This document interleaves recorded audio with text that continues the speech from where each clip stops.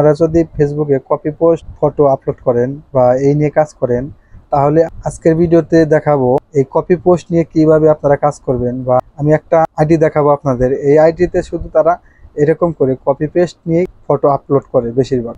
এটা অন্য একটা আইডি থেকে তারা কপি করে নিয়ে শুধু ব্যাকগ্রাউন্ডটা রিমুভ করে তারা এরকম করে আপলোড করেছে। তো এরকম করে যে আপলোড করেছে, আপনিও পারবেন এরকম করে ব্যাকগ্রাউন্ড রিমুভ করতে। তো এরকম করে ব্যাকগ্রাউন্ড কিভাবে রিমুভ করবেন আপনারা জানতে পারবেন বা আপনারাও পারবেন। আজকে ভিডিওটি ফুল কন্টিনিউ করবেন এবং ছোট্ট একটা অ্যাপ্লিকেশন নামাতে হবে, যে অ্যাপ্লিকেশনটা আপনারা গুগল প্লে স্টোর থেকে পেয়ে যাবেন। গুগল প্লে স্টোরে এসে আপনারা সার্চ করবেন ব্যাকগ্রাউন্ড ইরেজার।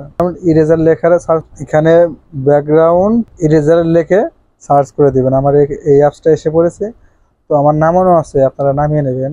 এখানে যত ধরনের পারমিশন চাইবে সবগুলো দিয়ে দেবেন। দেওয়ার পরে এই যে সিলেক্ট ফটো, আমি এখানে ট্যাপ করব। এখান থেকে আমি একটা ফটো সিলেক্ট করে নেব। ধরেন আমি এই ফটোটা সিলেক্ট করে নেব, তো ডান করে দেব। ডান করে দিয়ে আমি ফটোটা একটু বড় করে নেব। তো এই যে দেখতে পাচ্ছেন এআই অটো, আমি এখানে ট্যাপ করব। এখানে ট্যাপ করলে দেখতে পাচ্ছেন এখানে ব্যাকগ্রাউন্ডটা রিমুভ হয়ে গেছে। তো এবার আমি ডান করে দেব। ডান করে দিয়ে এটা একটু বড় করে দেব। আমি সেভ করে দেব। এখানে অ্যাড এসেছে, অ্যাডটা আপনারা কন্টিনিউ করে ক্লোজ করে দেবেন। যেহেতু আমি এটা ফ্রিতে করছি, তো আমি এটা ক্রস করে দিলাম অ্যাডটা। তো আমার ফটোটা সেভ হয়ে গেছে, গ্যালারিতে চলে গেছে।